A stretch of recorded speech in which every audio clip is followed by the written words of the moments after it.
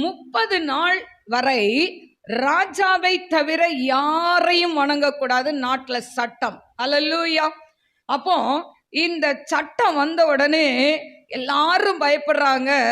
ஆனா ஏன் இந்த சட்டம் வந்தது அப்படின்னு சொன்னா, தானியேலை அதாவது ஆண்டவர் உயர்த்தி கொண்டே போனார். என்னைக்கும் பாருங்க, உங்களுக்கு உயர்வு ஒரு பக்கம் வந்ததுன்னா இன்னொரு பக்கம் பிசாசு பார்ப்பான், இவங்களை எப்படியாவது மனமடிவாக்கணும், எப்படியாவது இவங்களை ஜெபிக்க விடாம பண்ணணும்னு சொல்லி சில ஆமான்களை உங்களுக்கு எதிராக எழுப்புவான். அல்லேலூயா. அதை கண்டு நீங்க சோர்ந்து போகாதீங்க. இந்த தானியேல் ஆண்டவருக்கு பிரியமா நடந்தான், வேலையில உண்மையா இருந்தான். இவனை எப்படியாவது வேலையில இவனை குற்றம் கண்டுபிடிக்கணும்னு நினைக்கிறாங்க. இன்னைக்கு நீங்க வேலை செய்யற ஸ்தலத்திலையும் அப்படிதான் இருக்கும். ஆண்டவருக்கு உண்மையா நடக்கிற பிள்ளைகளுக்கு எல்லா இடத்திலையும் முட்கள் உண்டு. அப்போ குற்றம் கண்டுபிடிக்கணும்னு நினைச்சாங்க, அவனை வேலையில குற்றம் கண்டுபிடிக்கவே முடியல. ஆனா ஒரு காரியத்துல குற்றம் கண்டுபிடிக்கலான்னு அவங்க என்ன பண்ணாங்க, டிசைட் பண்றாங்க.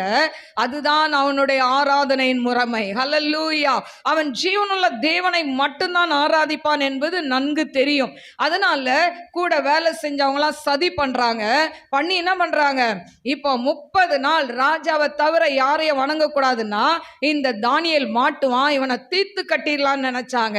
இன்னைக்கு உங்களுக்கு விரோதமாகவும் வேலை செய்யற இடத்துல இப்படி ஆமான்கள் எழும்புவாங்க. ஆனா உங்களை தீர்த்து கட்ட முடியாது. தீர்த்து கட்ட நினைச்சவன ஆண்டவர் தீர்த்து கட்டிடுவார். ஹல்லேலூயா.